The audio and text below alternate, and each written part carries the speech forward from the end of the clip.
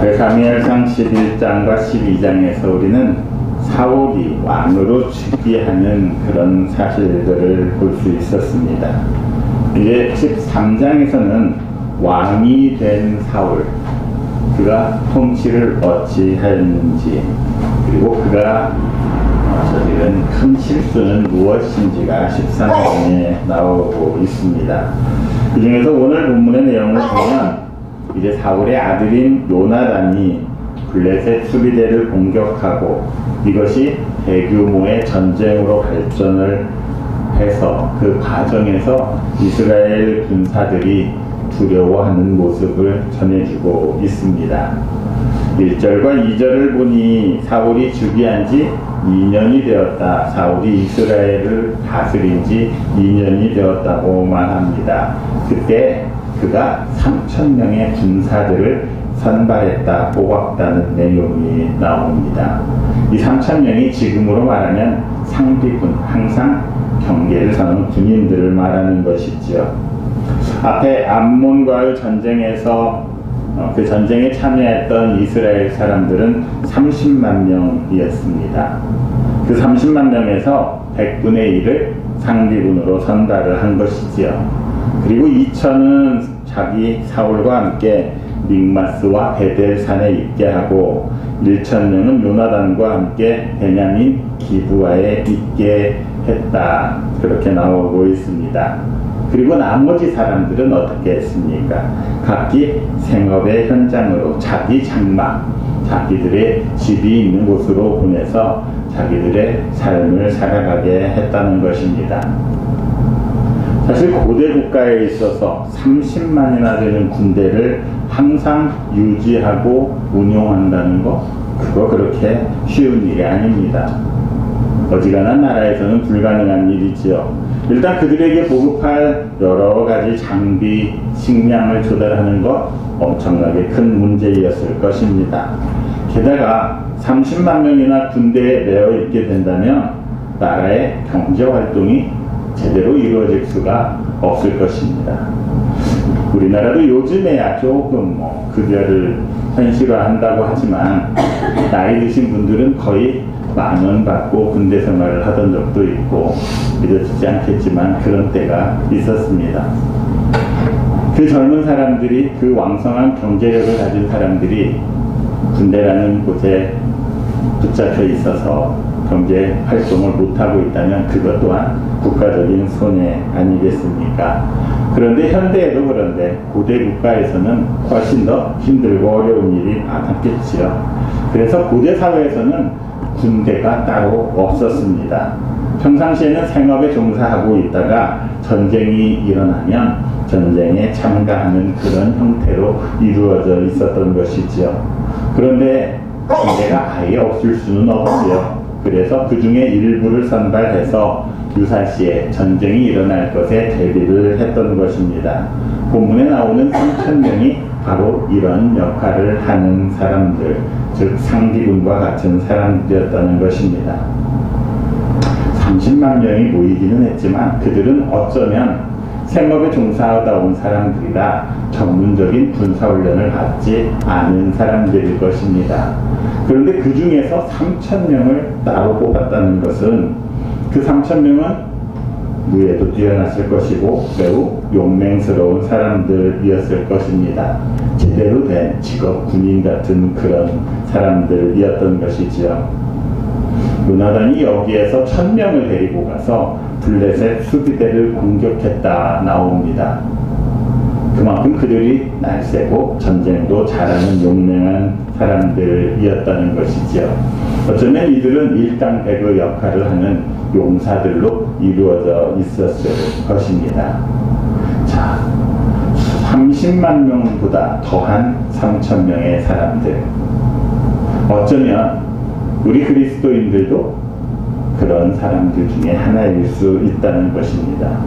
우리를 하나님의 군대, 그리스도의 군사라 성경은 그렇게 말하고 있지요. 수많은 사람들이 많이 있지만 그 사람들 다 모아놓은 것보다 훨씬 더 정예 요원들, 선발된 사람들, 그게 바로 우리들 성도들이라 말하고 있는 것입니다. 우리가 살아가는 이 세상은 사탄이 권세 잡은 세상이라 말하지요. 사탄이 대장된 세상입니다. 그런데 바로 그 세상에서 예수 그리스도께서는 우리의 대장이 되어서 우리를 이끌어 가십니다. 그렇게 우리는 예수 그리스도의 군사이고 하나님 나라의 군사이며 하나님 나라의 상기군이라는 것이지요. 하나님께서는 하나님의 뜻을 이루기 위해서 예수 그리스도께서 이 땅에 오신 그 목적을 이루기 위해서 하나님 나라의 확장을 위해서 우리를 특별히 선발하셨다는 것을 잊지 마시기 바랍니다.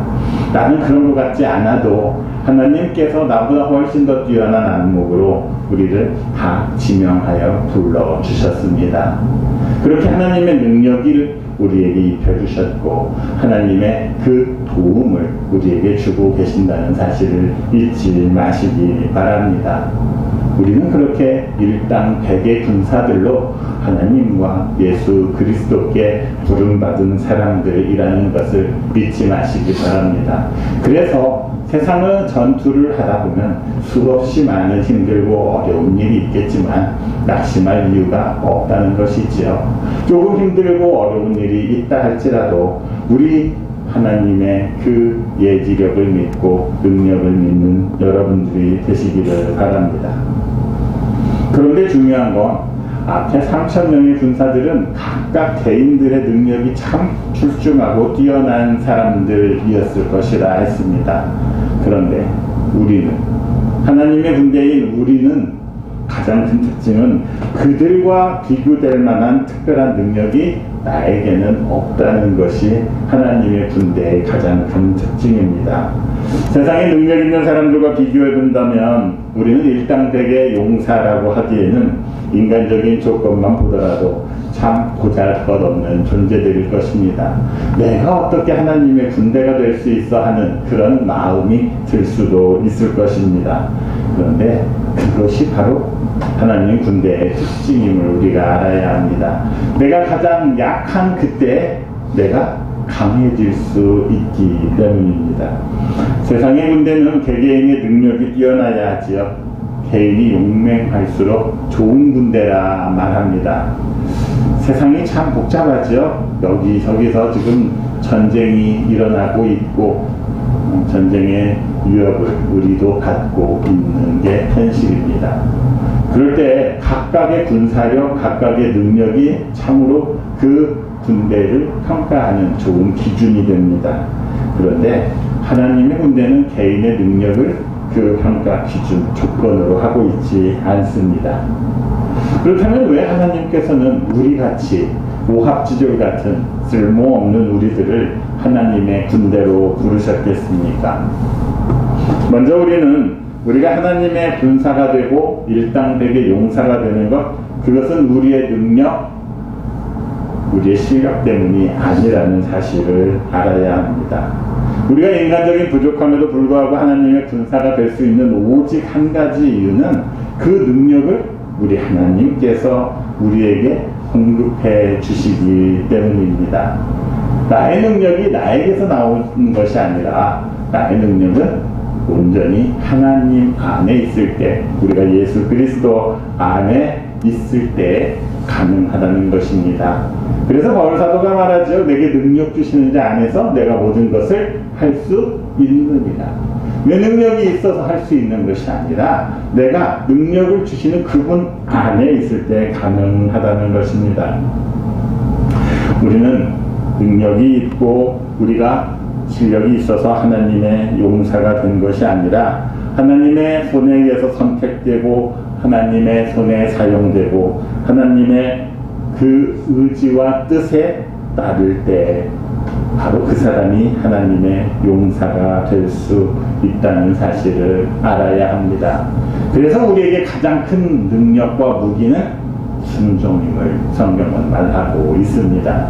하나님의 뜻에 따르는 것, 하나님이 원하시는 대로 하는 것, 나는 하기 싫지만 그렇게 따라가는 것, 거기에 나의 능력이 있음을 알아야 합니다. 그랬을 때 아무리 강력한 적들이라 할지라도 우리는 능히 물리치고 승리할 수 있습니다. 내가 가진 능력이 어떠하든지 간에 하나님께서 우리를 그리스도의 군사로 선택하신 바로 그 순간 우리에게는 하나님의 능력이 함께 하시지요. 하나님의 전신갑주가 우리에게 채워지는 것입니다. 그래서 그 능력을 힘입어서 우리들도 용사가 될 수 있는 것이지요. 세상에는 빛을 스스로 낼 수 있는 것들이 있고 스스로 낼 수 없는 발광체와 반사체가 있습니다.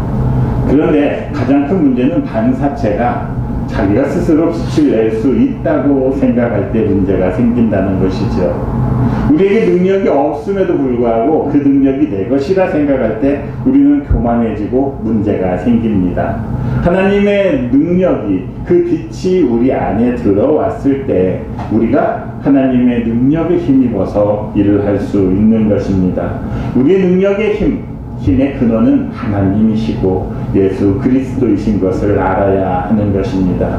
그래서 우리는 우리를 불러주신 그 하나님을 전적으로 의지해야 되고 그 말씀에 순종하고 그 말씀대로 행동할 때 승리할 수 있음을 알아야 합니다. 내가 무슨 능력이 있는 것처럼 내 뜻대로 내 원하는 대로 했다가 우리는 큰 낭패를 볼 수밖에 없는 것입니다. 비록 나는 약하고 나는 보잘것없지만 내가 하나님을 의지하고 예수 그리스도께 순종하고 그렇게 삶을 살아갈 때에 우리 모두가 용감한 그리스도의 군사들이 될 수 있는 것입니다. 자, 그렇다면 그리스도의 군사로 부르심을 받은 우리들이 해야 할 일은 무엇입니까? 바울 사도가 그 믿음의 아들인 디모데에게 이렇게 말하지요. 내가 그리스도의 좋은 군사가 되어 나와 함께 고난을 받으라. 군사가 되었다는 것은 힘들고 어려운 일을 고난을 받아야 한다는 말이기도 합니다. 하나님의 사람, 하나님의 군대로 부르심을 받은 성도의 가장 큰 목적은 싸움을 하는 것이지요. 사탄과 영적 전쟁, 영적 싸움을 하기 위해서 우리를 군사로 부르셨다는 것입니다. 군인들은 쉬울 수가 없습니다. 편안할 수가 없습니다. 그들에게는 항상 고난이 따르고 그들에게는 항상 위험이 따르지요. 항상 안전의 위험이 있고 항상 부상의 위험이 있습니다. 하지만 그럼에도 불구하고 그것들을 감수해야 한다는 것입니다. 이 세상에 전쟁의 공포, 전쟁의 위험, 두려움 이런 것들을 좋아하는 사람이 어디 있겠습니까? 우리 믿음의 선진들인 바울에게도 디모데에게도 그리고 우리에게도 그것은 두려운 일임에 틀림없습니다. 하지만 하나님께서 그 전투를 위해서 우리를 부르셨다는 것이지요. 믿음의 싸움을 싸우게 하기 위해서 우리를 택하셨다는 것입니다. 하나님께서 우리를 부르셨습니다. 하나님께서 우리를 택하셨습니다. 그렇다면 우리는 하나님의 좋은 군사가 될 수 있음을 말해주고 있습니다. 이 선한 싸움을 싸우고 나아가는 것이 바로 우리가 해야 할 일이라고 성경은 말하고 있는 것입니다.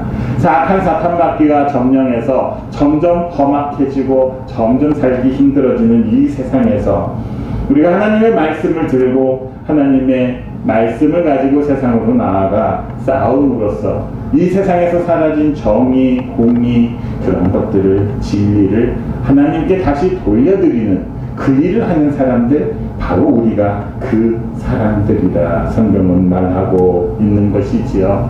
그러니까 이 세상에 온갖 불의가 가득 차 있고 부패가 가득 차 있는 이 세상에서 이제 그 세상을 정의와 공의가 가득 찬 하나님의 나라가 이루어지게 하고 항상 푸르름이 가득 찬 그리스도의 계절이 오게 하는 사람, 바로 그 사람들이 우리들이라 성경은 말하고 있는 것입니다.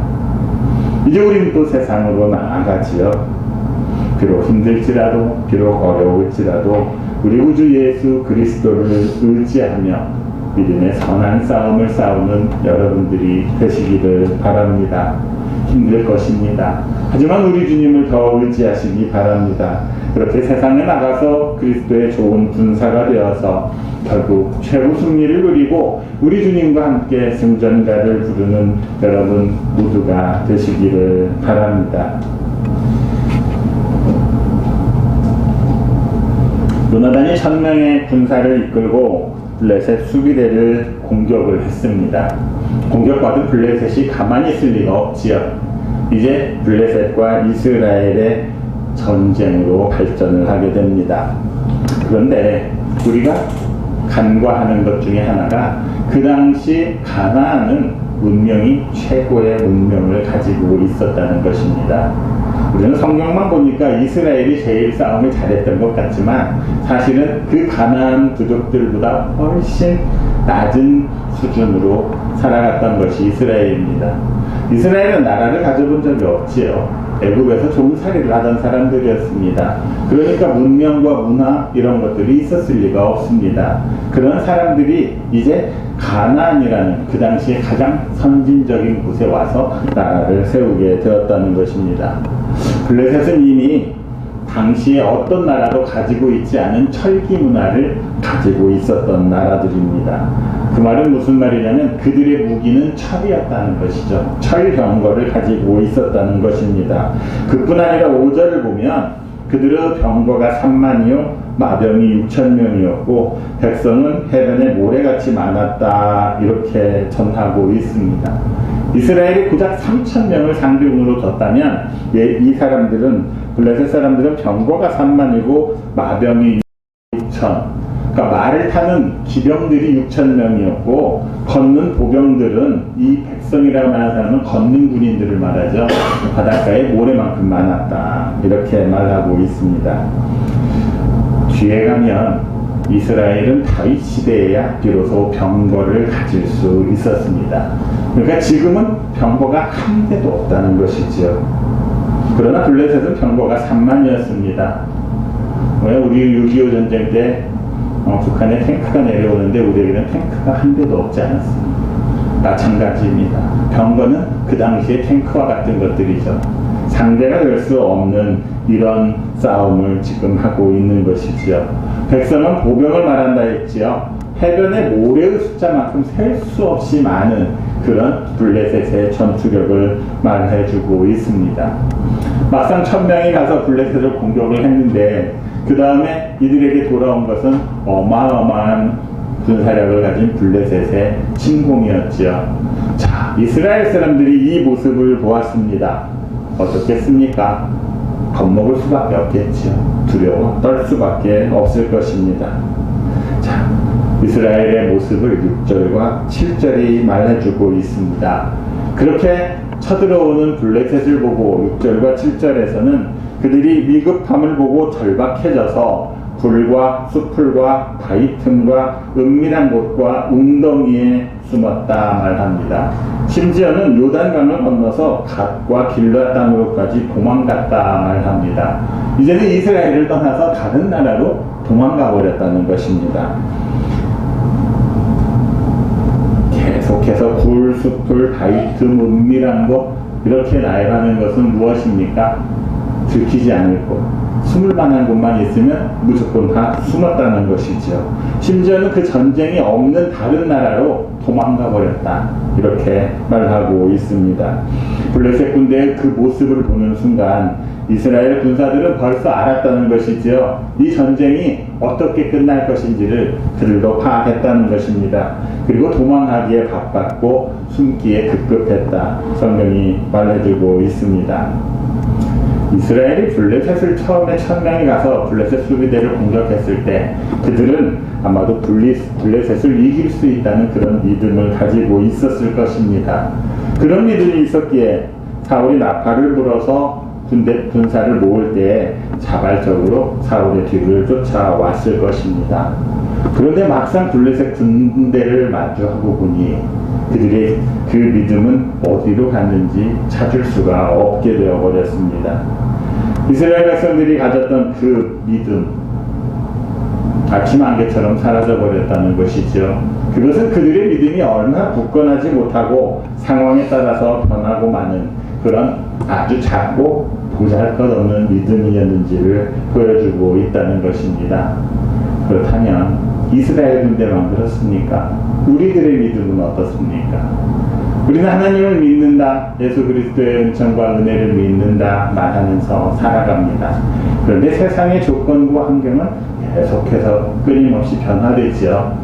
내 믿음이 그 변화하는 환경에 맞춰서 작아지기도 하고 커지기도 합니까? 아니면 세상이 어떻게 변하든지 간에 변함없는 그 믿음을 유지하고 있습니까? 사람들은 어려움과 고난이 닥치기 전에는 누구든지 다 진실한 믿음을 갖고 있는 것 같습니다. 그 사람의 믿음이 참 강한 것처럼 보여지기도 합니다. 말로는 참 엄청나게 요즘은 자기 PR을 하는 시대여서 그런지 믿음도 많이 부풀려지고 좋아 보이는 그것이 사실이기도 합니다. 그래서 교회 안에 있는 모든 사람들은 하나님만을 진실되게 믿고 의지하는 것처럼 보이기도 합니다. 그래서 이런 때에는 어떤 것이 진실한 믿음인지 어떤 믿음이 거짓된 믿음인지를 구별하기가 쉽지가 않습니다. 그런데 그 믿음을 구별할 수 있는 시기는 어떤 시기입니까? 위기가 닥쳤을 때지요. 고난에 처했을 때입니다. 위기의 순간, 고난의 순간이 되어보면, 당해보면 우리는 그 사람의 믿음이 어떤지를 금방 알 수가 있는 것이지요. 거짓된 믿음은 상황이 바뀔 때마다 그 모습을 달리합니다. 우리의 믿음의 모습이 카멜레온처럼 변화한다는 것입니다. 변할 때에는 믿음이 참 좋은 것 같이 보이지만 위기의 순간에는 이 이스라엘 군대처럼 어디로 숨을 곳 없을까, 도망갈 데 없을까, 그 흔적도 찾을 수 없게 되어버리는 것이 바로 거짓 믿음입니다. 거짓 믿음은 위기를 느끼는 순간, 위급함을 느끼는 순간 도망치기에 바쁩니다. 블레셋 군대를 보고 위급함을 느끼고 도망갔던 이스라엘 군대와 같은 것이지요. 그래서 어떤 상황에든 처할 때마다 그 상황에서 나에게 가장 유익한 것만을 찾으려고 합니다. 하지만 진실된 믿음은 그 상황이 변한다 할지라도 그게 평화의 순간이건 위기의 순간이건 변함이 없습니다. 아니 오히려 위험한 순간에 더 빛을 발하는 것이 진실된 믿음입니다. 아무리 힘든 순간이 온다 할지라도 아무리 두려운 순간이 온다 할지라도 진실된 믿음은 오히려 그 순간을 인내할 수 있게 만들지요. 그 상황을 이겨낼 수 있게 만듭니다. 아무리 크고 두려운 적을 만난다 할지라도 진실된 믿음은 꺾이지 않습니다. 변함없는 평안함을 누릴 수가 있습니다. 왜냐하면 우리는 하나님의 군대이기 때문에 그렇습니다.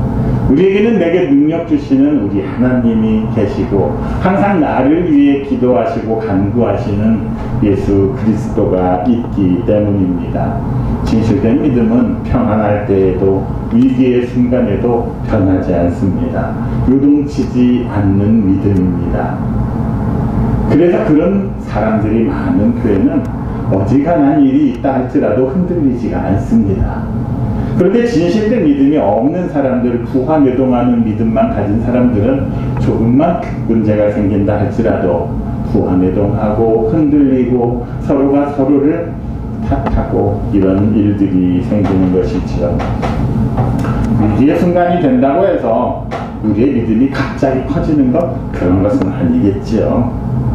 원래 가지고 있던 우리의 믿음이 흔들리지 않기 때문에 오히려 빛을 발하는 것이고 그 믿음이 더욱더 크고 위대해 보이는 것입니다.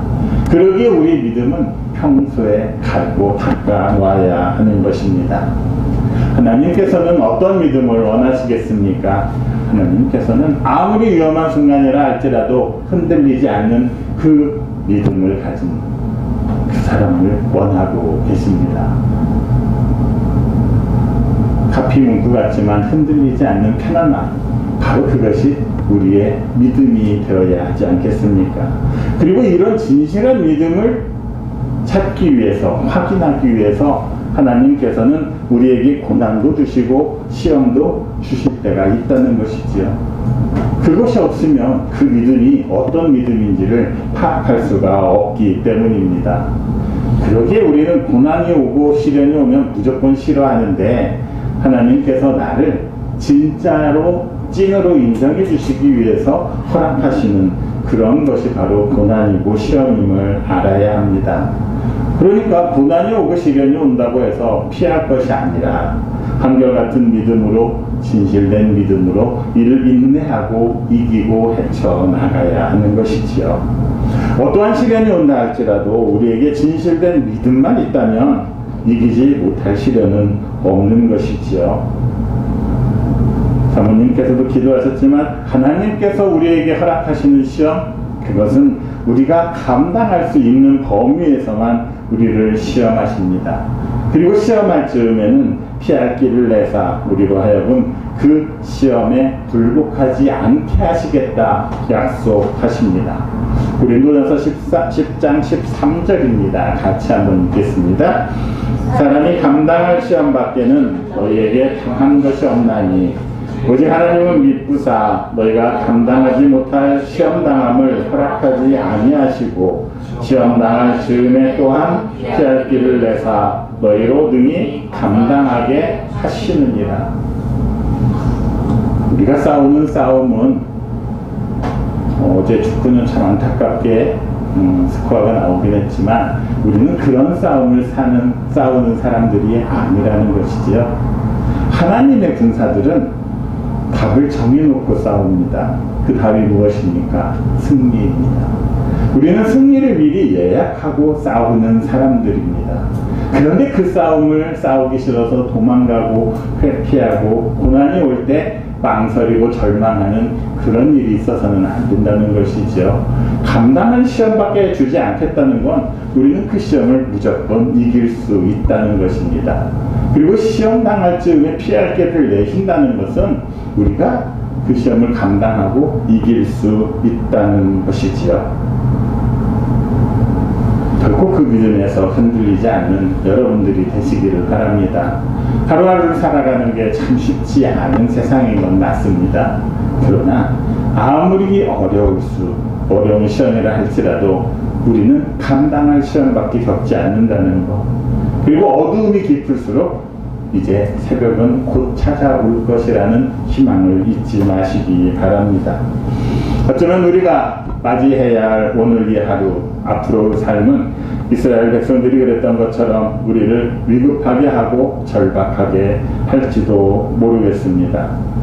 그들은 내가 상대할 수 없는 엄청난 힘을 보여줌으로 인해서 나는 두려움을 느끼게 될지도 모르겠습니다.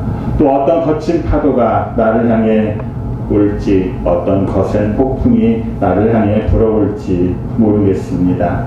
하지만 사랑하는 여러분, 그럼에도 불구하고 이 상황에서도 흔들리지 않는 믿음을 가지고 이 모든 시험과 고난을 이겨내는 여러분들이 되시기를 바랍니다. 야고보서 1장 2절과 3절은 오늘 우리에게 이렇게 말하고 있습니다. 같이 읽겠습니다. 내 형제들아, 너희가 여러 가지 시험을 만나거든 온전히 기쁘게 여기라. 이는 너희 믿음의 시련이 인내를 만들어내는 줄 너희가 압니다. 믿음의 시련은 인내를 만들어주고 이 인내로 단련된 연단된 우리는 결국 믿음의 승리를 가져올 수 있을 것입니다.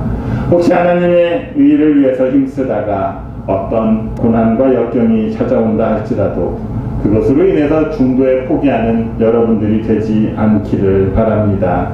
우리의 대적들이 아무리 커 보이고 아무리 강해 보인다 할지라도 그들은 결코 하나님을 이길 수 없습니다.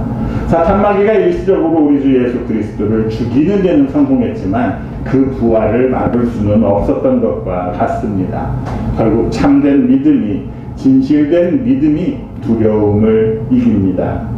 여러분 모두가 고난과 역경으로 인해서 시험에 빠지고 주저앉는 것이 아니라 진실된 믿음을 가지고 두려움을 이기고 하나님께서 의도하셨던 선한 목표대로 하나님의 의를 이루고 선한 열매를 맺는 주의 사랑하는 성도들이 다 되시기를 그리스도이신 예수님의 이름으로 축원합니다.